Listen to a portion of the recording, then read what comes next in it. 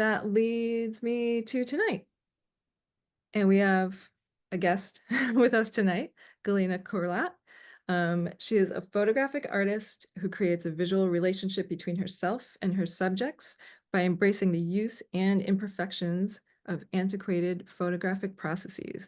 And she's going to share with us tonight some of her early influences in work and some of what she's working on now. Going to hand it Yes, over. thank you. I am so absolutely excited to be here. Thank you so much, Dale, for the invitation. And I had the pleasure of visiting Halide Projects. I think it was in 2021 or 2022 for it was the Living Image show. I actually had a piece in it, and it is just one of the coolest spaces I've ever been in. I'm so glad that it exists and that you guys are doing that and all these talks. So why don't I go ahead and share my screen?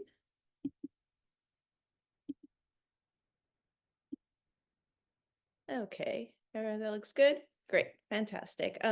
Again, thank you for having me, and thank you so much, everyone, for being here. I do want to mention that I am lucky enough to have a few pieces at the Affordable Art Fair this week, so that's what I've been prepping for a couple of weeks now with Treat Gallery. And I think we're going to drop a link for free tickets if you're interested in going. It's in New York City. Um, but yeah, welcome to my studio. Here's a little sneak peek into my space. I work out of Gowanus, Brooklyn, and I, of course, work in analog photographic processes. I tend to work on more than one project at a time. And right now I'm exploring the kind of the boundaries of lumen printing. I'm using different types of lumen paper to make self-portraiture, and at the same time working with Polaroid peel-apart film. Previously, I've worked with wet collodion. I also am right now trying to figure out a way to incorporate cyanotype and encaustic into my practice. So maybe I'll be taking one of those workshops at Halide coming up. But I promise you my studio never looks this clean. This was only for this photograph, but I took it years ago. It's a disaster now. But I wanted to show, like, these are some of the cameras that I work with. These are some of the materials that I use, and just that I like to have prints on the wall. I attended Pratt Institute back in the early 2000s. I graduated in 2005 and have been making work really ever since, in one way or another. In my studio, I set up a small darkroom. So this is a close-up of two 20 by 24-inch lumens. They're in the water right now. It's a really, excuse me, it's a really small space. So when I get a chance, I usually work in the bigger space. But, I'm lucky to have a darkroom and I use it as often as I possibly can. My artistic practice is an integral part of my life. So when I'm not actually making photographs, I'm thinking about photographs, I'm sketching them. I'm kind of like revisiting older ideas and coming up with new ones. It's something that's really important for me to keep pushing and to keep making new work. And I like having work on the walls. I like living with work. I find that quite often, especially if you're somebody who works in abstraction, a lot of times like there's this initial excitement over making a piece, and that excitement may subside if you have that same work on your walls for a few weeks, or you might find that something that you thought was really quite lackluster becomes interesting and kind of becomes part of a series. So I thought I would share some of my early influences with you.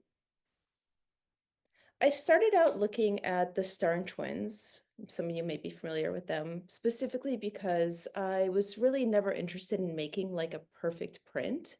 I really wanted to disrupt the image, to break it, to tear it apart. And at the time, this is like early Pratt, this is early 2000s. I didn't know other people were doing this. I thought I was absolutely cool and really inventing something new. And in finding their work, I was like, oh, there's this whole language, there's this whole thing that people have been doing that I can tune into and that I can learn from.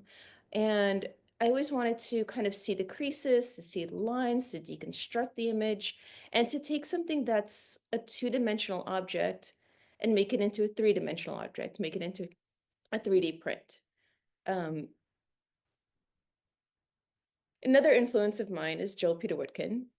Although he's quite controversial, I'm really attracted to his subject matter, to the techniques that he uses, to scratching the prints and scratching the negatives, seeing the artist's hand in the work. His work celebrates and honors differences, bodies, death. He focuses on themes of death, uh, photographs corpses and dismantled body parts. And these are all things that little goth me loved back in 2005, and frankly still do.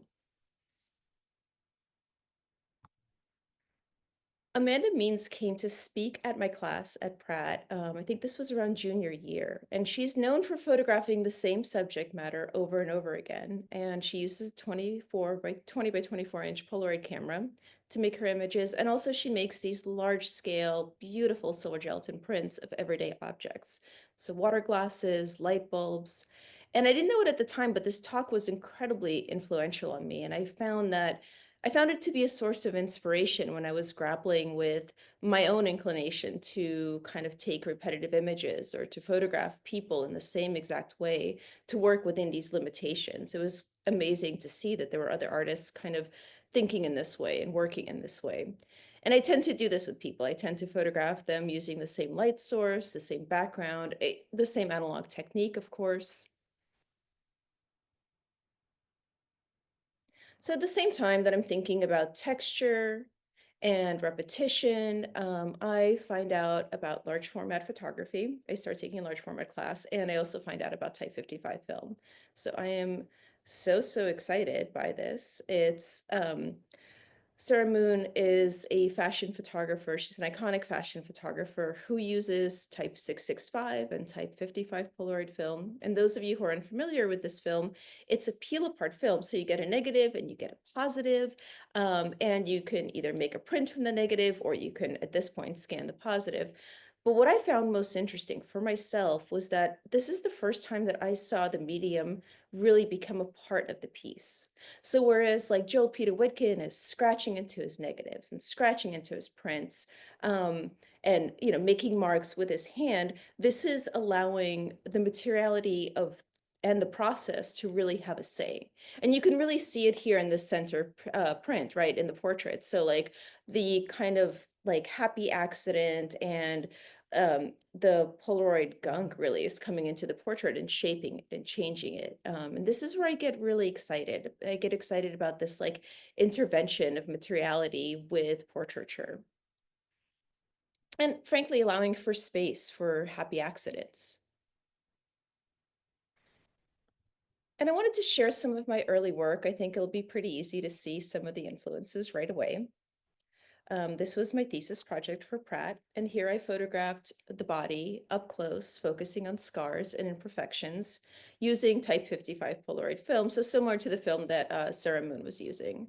I then made large-scale 30 by 40 C prints in the darkroom. They're analog prints, and I was really interested in the ways that one can abstract the figure using light, color, proximity of the camera, and like I said, I was mostly photographing scars. And when it's photographed in detail, it becomes abstract. It's transformed into something completely different. It's a way to tell a story through abstraction. Scars freeze time like photographs, and they evoke memory. So like I remember I have a scar on the top of my head because I managed to fall off a swing when I was like 4 years old, and that same swing came and struck me on the head. And I absolutely remember every time I'm brushing my hair, like there's the before and there's the after this incident. So scars have this way of the injury has its way, but really the scar of evoking memory and stopping time.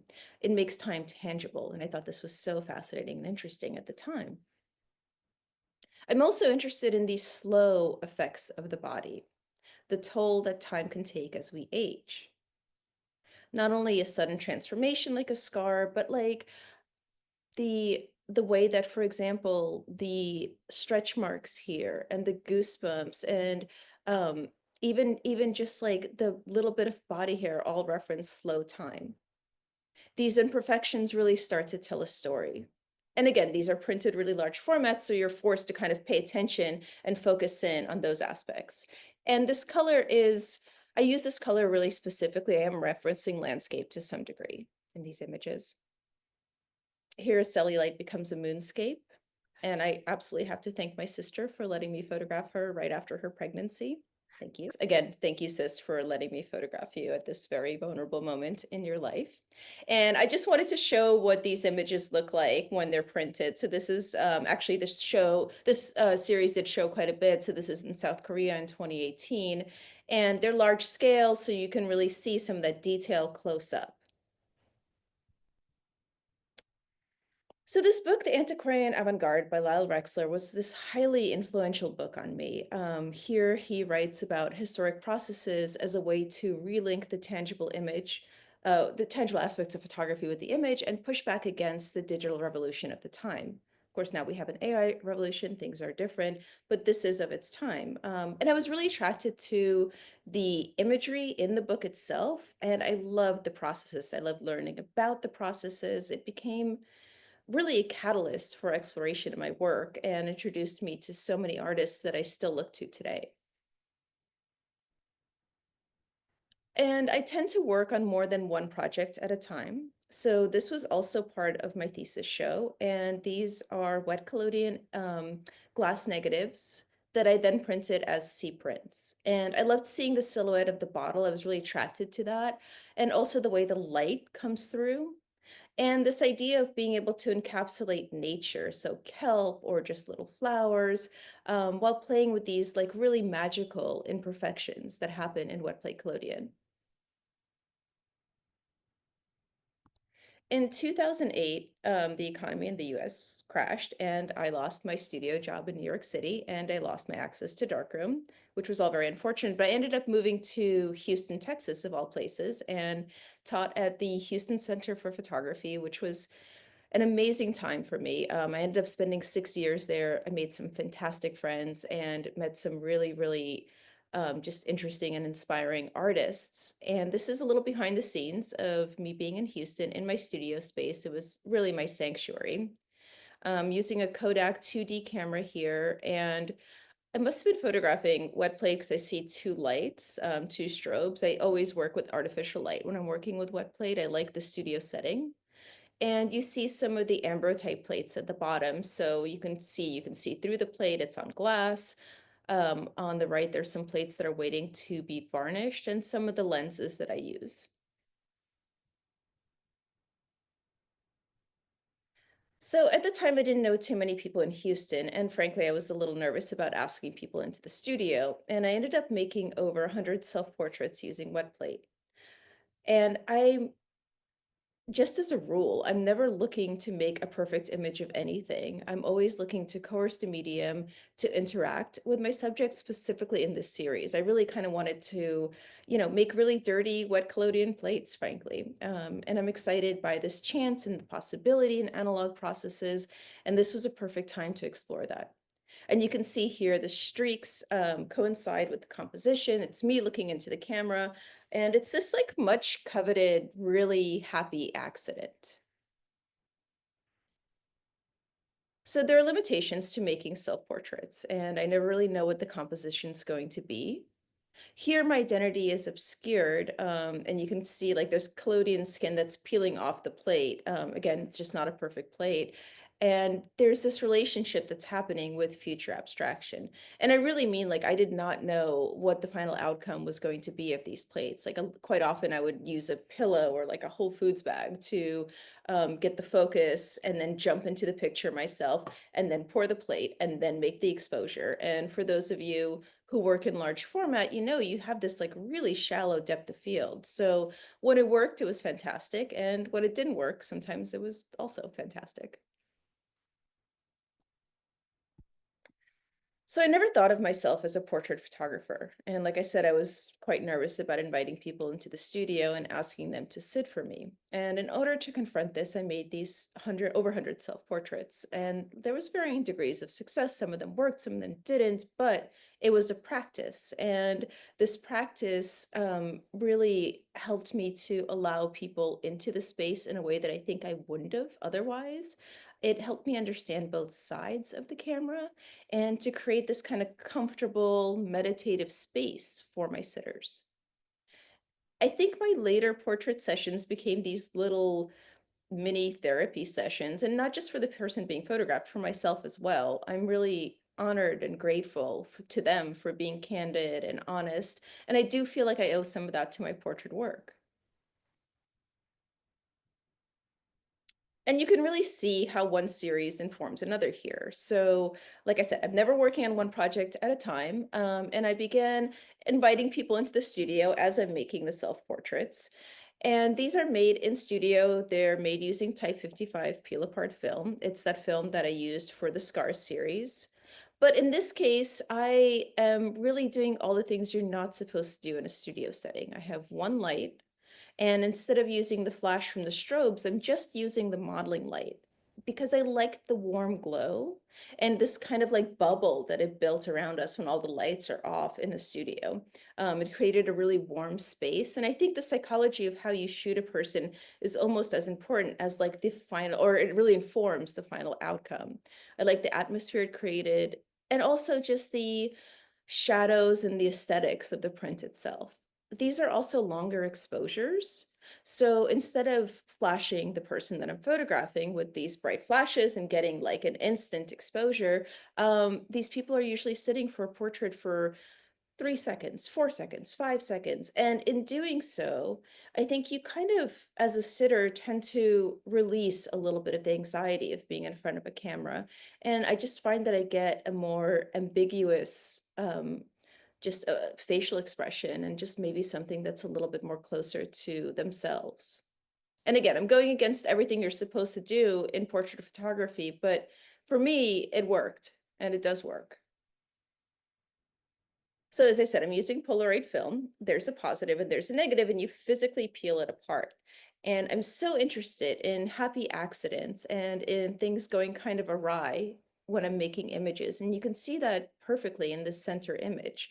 Um, I peeled apart the film and part of it peeled off with the negative, and the sitter's identity is obscured, which is something I tend to play with quite a bit. And here it's just obscured in this beautiful way. It's almost poetic in the way that it interacts with her face. And I thought this was a successful print. And I tend to give kind of very little direction to the people that I photograph. And in that way, it becomes a collaborative work. So I'm never like, okay, turn your head this way. Usually I'll have them move in the frame and see something that I'm interested in and have them hold, make an exposure, have them move again, and try to kind of make it a more collaborative space. But, we ask questions like, is this person looking at the camera? As viewers, we ask these questions. Are they looking away? How does their posture affect the psychology of that photograph? And you can see that Amanda Means influence here quite a bit, I think, because there's the same amount of space around the people. There's that kind of dark background showing itself over and over again, the same lighting, but I'm always working within these variations to hopefully make each image individual and unique. Shadow play. In 2015, I moved back to New York City, and here I met my now husband, Adam, and his daughter, Dory. She was 8 years old at the time, and I did not set out to make photographs of kids. Specifically because I work in processes from the Victorian era, and one of the only safe subject matters at the time was for women to take pictures of kids. So I always wanted to stay away from that. But in spending time with Dory and just kind of her friends, I realized this was this really specific, interesting, transitional time in their lives. And I have a way to capture it that's maybe unlike others. So I invited kids into the studio and using the same techniques that I was using for the Type 55 Polaroids. I photographed them using the dark background, the one light source, but this time I'm using wet collodion, which is a really different way of making photographs. And what I would do is have the child sit in front of the camera, or anybody who's being photographed sit in front of the camera, and kind of get the composition where we both want it and where I want it. And then you go into the dark room and then you pour a plate and then you sensitize the plate and 5 minutes goes by and you come out and you're like, oh, somehow you're in the same position you were still in 5 minutes ago, or you're totally not. And you kind of have to revisit that and go back. So it's a really slow, tenuous way of making photographs. But it is I I find it's collaborative because once you make the first print, the person you're photographing, especially when they're a kid, they can see that photograph and you can kind of play off of how they're positioning themselves. What do they want to do next? I would ask a lot of questions. And, um, you know, here, actually, go to the next slide. So the work showed in 2018, and I tend to, as you can see, never make just one picture. There were over 100 pictures in this exhibition. And it really was an investigation into the performative nature of photography. Like, do we smile for the camera? How do we pose? A lot of these kids were just young enough to not have access to social media, which I think made for a really interesting time to photograph them because they didn't have that feedback loop of seeing themselves over and over again and the consumption loop of social media. And I think because of that, these images were just that much more honest, frankly. Um, and I never told the kids to smile, and nobody did. I think that has more to do with me than them, but hopefully not. I do hope these photographs reveal like some of the complexities of childhood and that they capture this ephemeral time, this transitional time in a kid's life. Soft body. So I'm interested in time and how it affects the body, but also the materials that I work with. So these portraits are made using Polaroid peel apart film again, but instead of processing them right away, I let them sit in their own chemistry for many, many years. They're only scanned and printed once I find that something interesting is happening with the way the features are being degraded in the image or the way it's changed overall. Some of these will rest in their own chemistry 8, 10 years at a time before I revisit them and will make a final print. So they're constantly changing, slowly, but constantly. Chemistry, dust, and the passage of time, they all interact with the image. They're marking the negative, they're degrading the film's information. And often the identity of the sitter will become obscured. So this image was left to collect dust on my studio shelf for 2 years before I printed it. That collection of dust is another iteration of time working on the image. And here it can resemble stars, galaxies. Chemistry serves as a veil in these images, forcing the viewer to look deeper. I often find myself hiding and revealing some aspect of the photograph simultaneously, whether it's a person's turning away from the camera, maybe they're showing a bit of their identity, maybe none, maybe there's so much chemical gunk on the Polaroid that it's really obscuring their identity completely.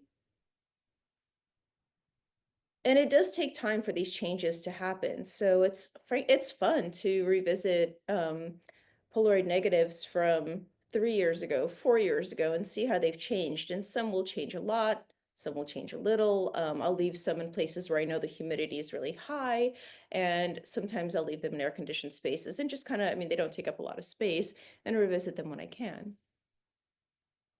But these photographs, they're psychological explorations, specifically of intimacy, of uncertainty, and especially of chance. Soma. So as you can see, I keep wanting to drive myself closer and closer to a direct relationship with the medium and with the subject matter itself. So here I'm using wet collodion to I'm letting the wet collodion play a larger role in mark making on the photograph. You can see I'm moving further and further into abstraction, but the body is still present. These are still, in a way, portraits. There's still a figure. I haven't gone away from the figure yet. And I'm searching for this like tangible connection between subject and medium. I'm still engaging with the portrait. And these are all images of women, again, that I've asked to come to the studio. And I'm really interested in this interaction of skin and collodion skin. One sits on top of the plate itself. And this blue color is a specific mishandling of the coding process. I'm creating these layers of collodion and then and sensitizing the collodion image. And I never really know like where this blue is going to land. And I find that I keep coming back over and over again to this idea of like, I don't want to know where things are going to happen in the final composition until the print is done. It allows for a lot of space in the medium, and I think it speaks back to my influences, early influences in Sarah Moon's work, where she's allowing all this space for these happy accidents, for things to happen that are to some degree outside of her control and my control in this case. This is one of my favorite images because I love the way that the blue just completely overtakes the person, and all you get is this darkness that's encompassing them, the collarbone, the shoulder, but their face is obscured. This is another good example. Here, I'm specifically interested in like gesture and detail. I tend to photograph a lot in detail. And I hope that people can be vulnerable in front of the camera when I'm making these images. There are these intimate moments that are specifically orchestrated for the camera. Little lies. So here you see some of that same texture from the silver nitrate, from the collodion layers, and it's really taking over my subject, and I'm connecting my subject to the photographic process. And you see some of those really early references to my lumen prints, right? So there's a floating circle, there's an obscured background, and there's a reference to the body, the lumen process. So lumen prints are one of the easiest photographic processes. They were invented back in the 1830s by Henry Fox Talbot. He called them photographic drawings because really all you need is light sensitive paper. In his case, it was salted paper. In my case, it's commercially available silver gelatin paper, and an object or a shadow, and a way to expose it to either artificial light or sunlight. You can then fix the image using just commercially available fixer, or you can scan the image and make a print from it, or you can keep it in a dark box just for yourself. And that's what photographers at that time period would do. They would have the prints in drawers or in boxes and would only open them for a certain amount of time, for a few seconds, because every time you open the print, you lost some of that contrast and some of that color. His earliest images were made without a camera, so this is an example of seaweed. It's slightly translucent and laid directly onto sensitized paper. And where the seaweed is laid, that's where it blocks light, and that's how we get this silhouette. Again, pretty simple concept. And similarly, I'm using textures and materials from my own body to prevent light from hitting paper in certain areas. So these are 3 unfixed prints in the process of being exposed. I make these outdoors in an attempt to connect my body to the environment. And the day-to-day changes in light and temperature directly affect the print's outcome. The final results can resemble paintings, but they are fundamentally photographic. They will change color depending on temperature, the exposure time, UV, in the light source, and also just the type of paper that I'm using. These have probably been outside for a few days, and I specifically included the bottom right image because this is something that happens with warm tone paper. You get this solarization if you leave it out for a few days. And I just kind of wanted to show like there's this wide range of colors that happens before the print is fixed. And here you see an unfixed image going directly into the fixer. For those of you who have made lumen prints in the past, you will all be crying because this is where you lose some of that color, some of that contrast, and you get an image that's quite different from where you started. And a lot of people tend to scan their original lumen prints and make archival digital prints from there. And I might do that at some point. But specifically for these projects, it's important for me to have the materials actually interact with the ephemera for my body because it'll change the chemistry, the silver gelatin chemistry that's on the paper. Kind of behind the scenes, organizing some prints. You see some of the materials I tend to work with. On the right, we have warm tone paper. It tends to go kind of wild and have these mauves and really intense reds. And on the left is matte Ilford paper, and that tends to kind of have that kind of more traditional lilac color of lumen prints. So charting the hours. This is me making work through the pandemic. As the lockdown hit New York City, I realized I didn't have a lot of materials with me. I really only had a little bit of silver gelatin paper, and we were stuck indoors initially for a month. And I noticed mine and my partner's hair in the drain, and just thought that I wanted to make work about us coexisting together in this space 24 hours, 7 days a week, in a way that people really aren't supposed to, and kind of how our the things that are of our body but outside of our body are interacting in this space, like building an index of two bodies surviving COVID or living through COVID. The sephermer from the body adds a contemporary element by disrupting the paper surface and leaving behind evidence of intimacy and of lived experience. So you see saliva here, some hair. I tended to use, I knew that I had to have a way to affix the hair, whatever product that I'm using, onto the paper. But I didn't have anything that was the size of the paper, but I did have some lenses from the early 1900s and some magnifying glasses. So I used those, and kind of that's where the idea of the circle was born from. And I'll speak more to that in a little bit. Another piece from the series. So I thought I would pause here and speak a little bit about my influences. These are people whose work I've been looking at for quite some time, and not specifically for this series, but they have informed my work. I'm often influenced by sculptors and painters and photographers as well, but I find myself looking to sculpture and painting quite a bit. Here you see Senganenguti's pantyhose pieces. They're filled with sand, and in this case, the nylon is used as a stand-in for the body. It's considered female wear after all. These pantyhose can be filled. They're different in each iteration of when the work is shown. They shift and they change and they hold weight, like the female body during pregnancy. There's a strength, there's a tenacity in the material, as well as in the experience itself. Ngundi made this work as a reaction to her own pregnancy, and it has to do with the elasticity of the body. And these works are fragile, and they're also incredibly strong. They can hold a lot of weight. Another influence of mine is Kiki Smith.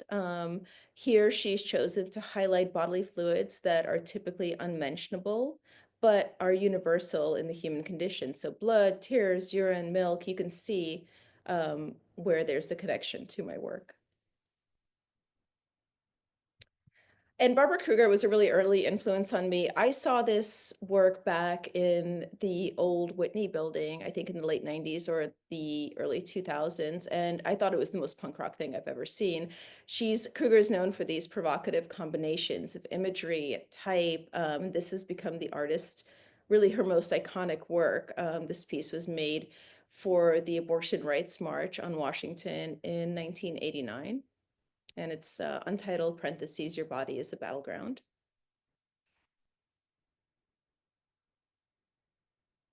Vestige. So I often find myself making art in search of an answer to a question that has not quite formed yet. And eventually I seem to stumble upon what it is I'm actually seeking and really what the images are revealing. There's a meditative way that each image and each iteration of a print will inform the next one. In this case, I realized that my previous series became less about the combination of myself and my husband coexisting through a pandemic and living in a confined space, and more about me, an abstraction of my body, and a reaction to the gaze in art and photographic history. So I began to make photograms using trace materials from my own body: fluids, hair, nails, bath water. I choose specific paper types and I work in a particular environmental conditions to create this warm color palette that's reminiscent of the body. Mauves, pinks, and reds directly engage with a female quote unquote palette and color space, while the lack of a body in the images is a subversion of the gaze. This one in particular is made with breast milk in direct contact with silver gelatin paper. So this is black and white paper that's reacting to sunlight due to the long exposure. And the sunlight is actually developing out the paper, and then it's fixed, so it's no longer light sensitive. And of course, there's the reference to the celestial, to the moon. The ever-present circle in this work is a nod to the body's absence. The circle's roundness and closed form are often interpreted as representing the feminine, and the continuous nature of the circle represents the endless cycle of life, death, rebirth. By subverting the recognizable for the abstract, these images reinterpret the gaze. There's no body to look at, but all the information in the paper is a reference to its presence. Bathwater, breast milk, hair, blood, breath are all of the body. So this piece in particular is made using breast milk and bathwater. Breast milk is only produced in the body for a certain amount of time to feed an infant. It's temporary. And by making these images during this transitional time, I reinforce the relationship that long form photography can have with the body. And don't worry, I am feeding my kid. This is milk that would not otherwise be used. But breast milk is absolutely fascinating. It's made in the body. Exactly how much the baby needs is how much is made in the body.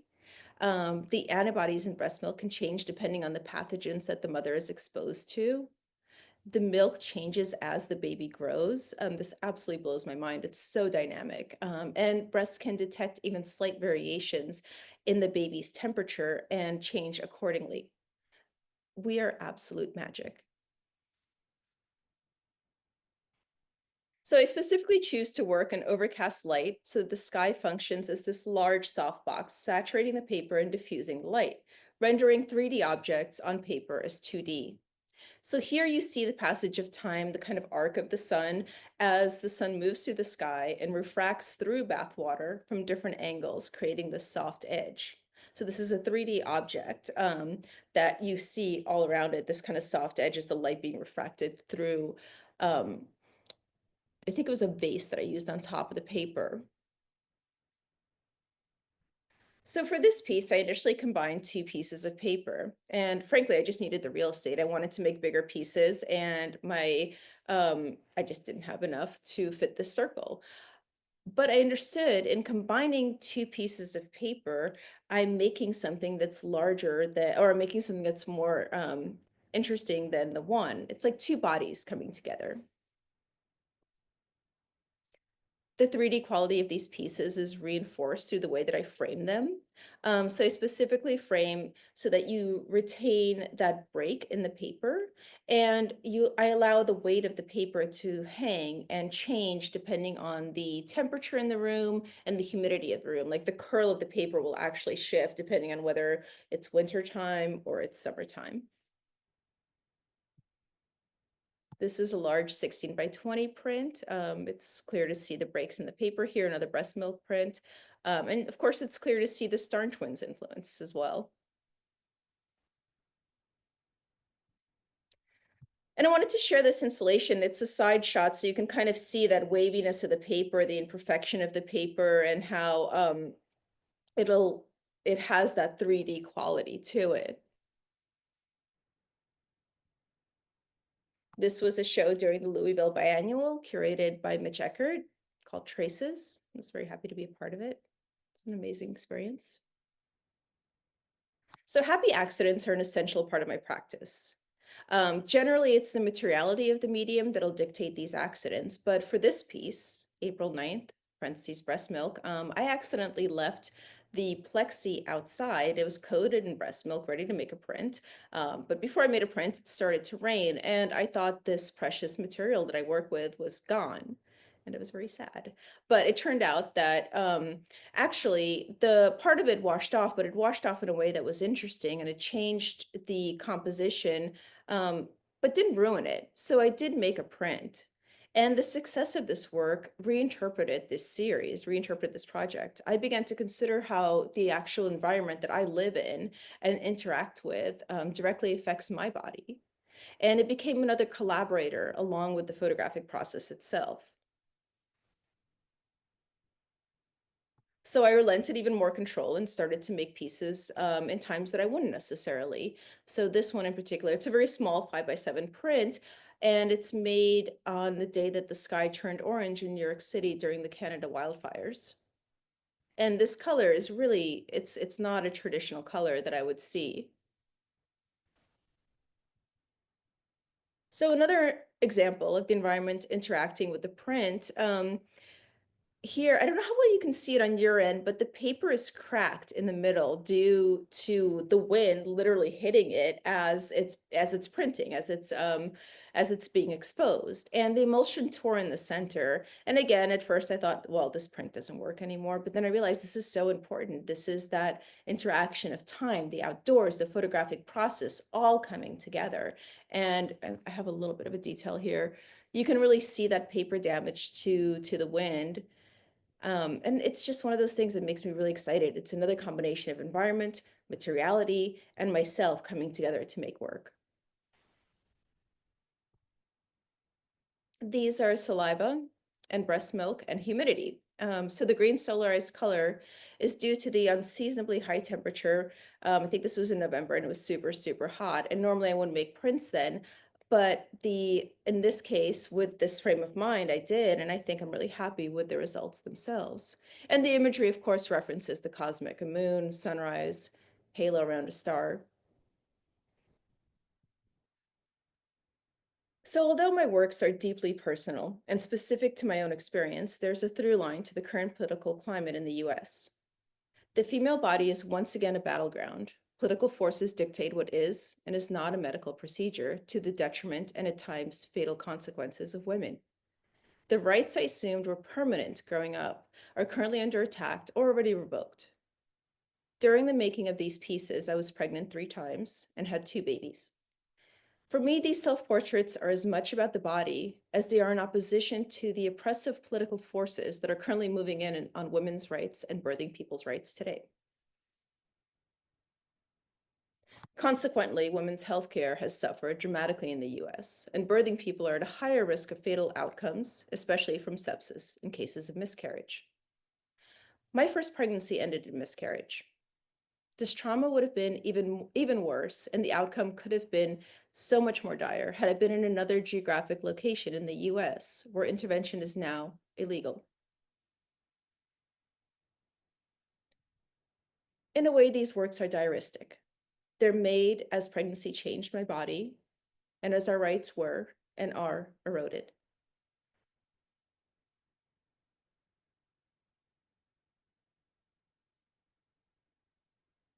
So these pieces are titled by the date they're made and the materials used to make them. For example, this one would be September 20th, parentheses, breast milk.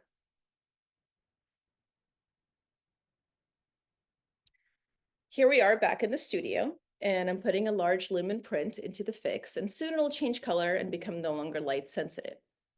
I feel that when I'm using alternative photographic processes, there's always room for the medium to speak, to have a say in the final outcome. And I honestly just love being in a dark room, working in a dark room, and going through the process of making the prints. In this case, actually, I'm working in subdued light. I found that for the most part, I don't need to be in a dark space to fix these images, which is great because I have a small darkroom and these keep getting bigger. This is an installation shot from an exhibition with Treat Gallery at Volta in New York City. And this is another iteration of the work. These prints were immersed in bathwater, which I think creates a really dynamic composition. And I do relent a lot of control in these as well. Some may resemble landscapes. They're unpredictable, but they are dynamic. One thing I tend to do is I tend to put 2 sheets together, emulsion to emulsion, and then immerse them in bath water. And in this way, I don't have a lot of control over what the final outcome is going to be. Um, but there's this kind of peel apart reveal moment that's everything to me. Another shot. So I find that working in abstraction, I have a lot of pieces that almost make the mark. They're almost right, but they're not quite right. And one has to be absolutely ruthless. I have an incredibly large pile of prints that kind of almost are not quite there. And of course, this is all subjective.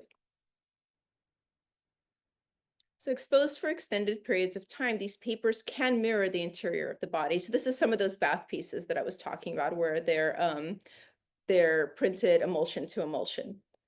There's a direct correlation with the concepts that I'm working with and the materials that I choose to work with. My use of trace materials from the body and my specific conceptual considerations transform one of the earliest photographic processes into a contemporary practice. I'm excited by the amount of experimentation and exploration that's possible with this work, the interplay of chance that's caused by the application of body materials, the effects of the outdoors, and of course, my own mark making. And I'm interested in a continued dialogue with body autonomy, representation in the arts, and of course, reproductive rights.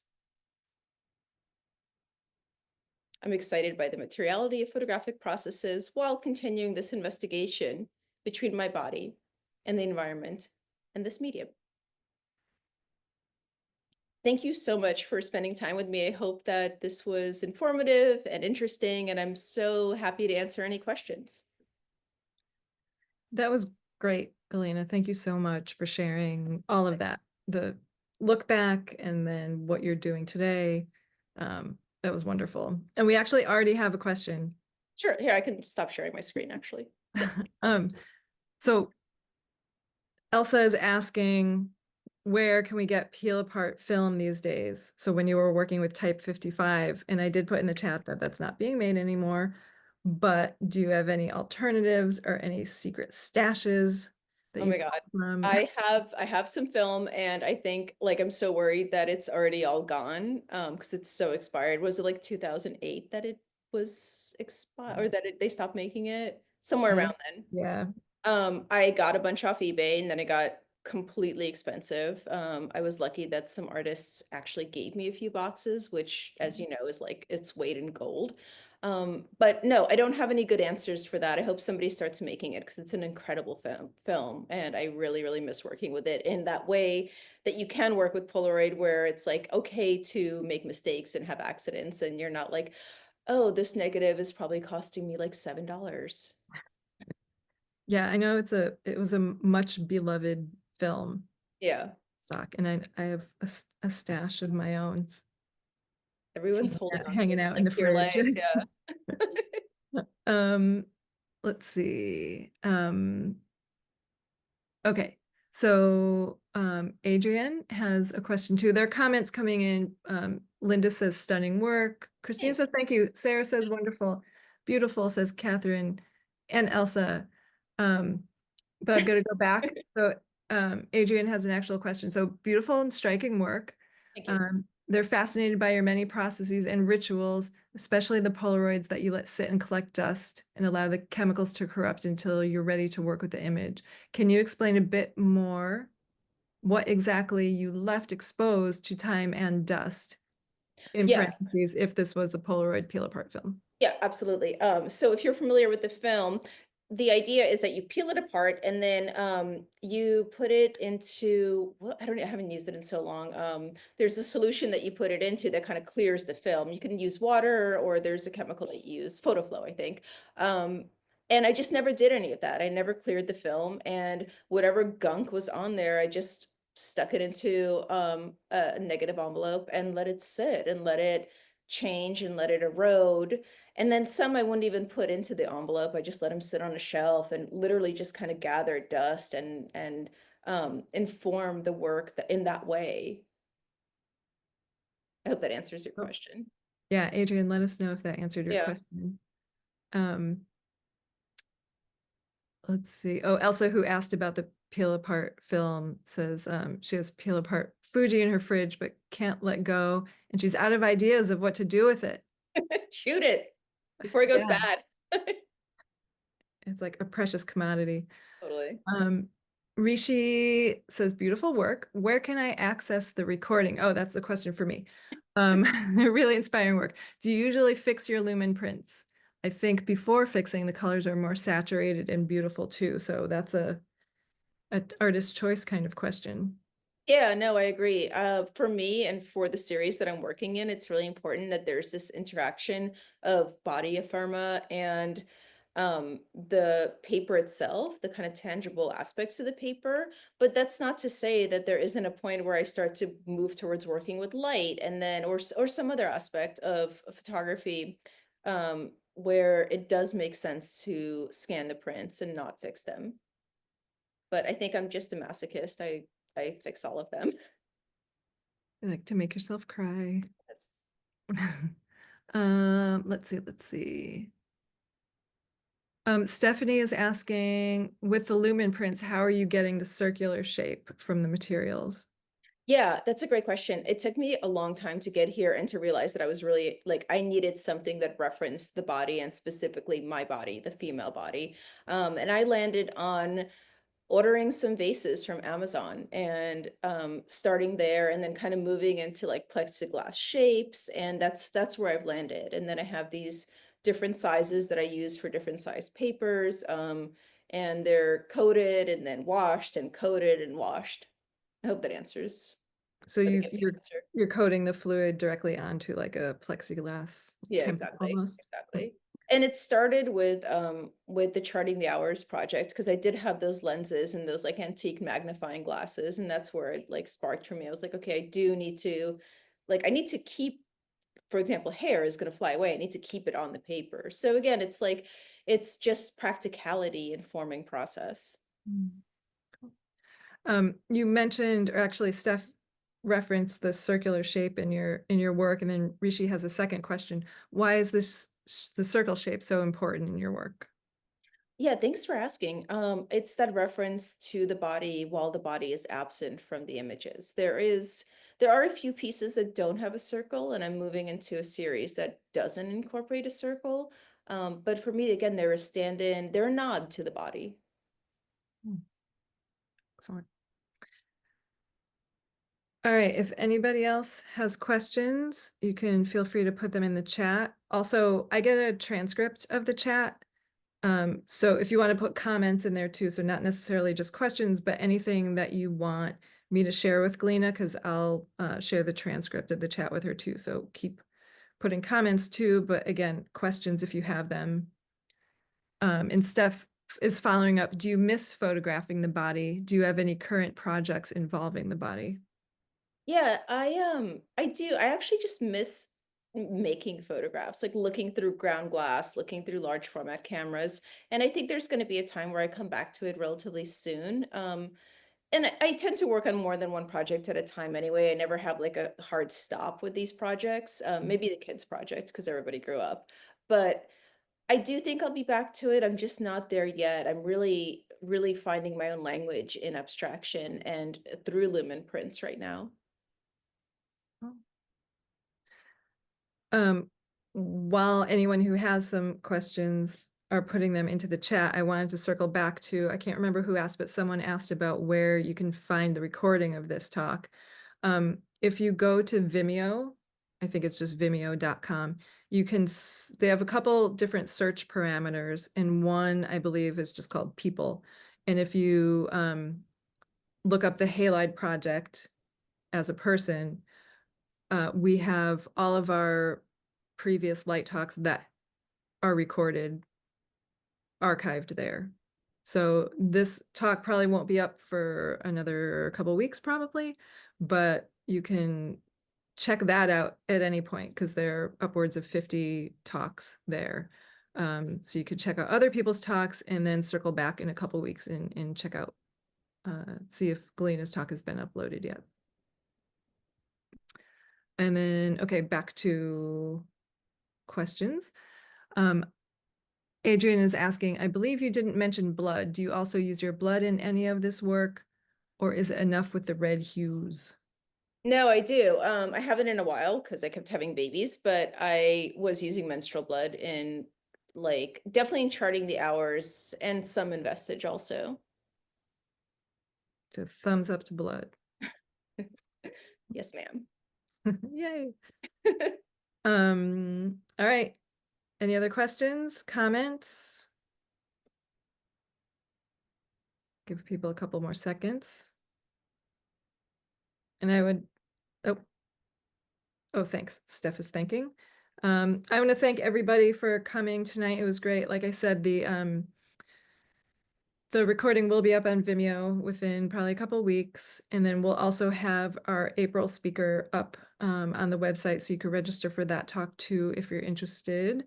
And a huge thanks to Galina for coming out tonight and sharing your work and answering questions. That was great. It was a really robust chat we had, or Q&A we had. Thank you so much for having me, and thank you all for being here tonight. It's such a pleasure to share this work with you, and such a treat. Yeah. Oh, I did want to remind people that if you scroll backwards in time in the chat, all the way up to the very top, I did paste in the information for the, sorry, what was it called again, Oh Galina? yeah, the Affordable Art Fair, Yeah. showing a few pieces with Treat Gallery, and hopefully I'll see some of you there. It's a Yeah. fun But fair. yeah, there's a link and then a code, a discount code as well. All right. Oh, wait. Okay. Terry is thank you. Loving your creative experimentations. Very And terrific. Everything's terrific. awesome. All right. So thanks everybody for coming tonight. We hope that we see you again soon. And thank you again, Galina. Thank you so much. It was such a pleasure. All right. Good night, everyone.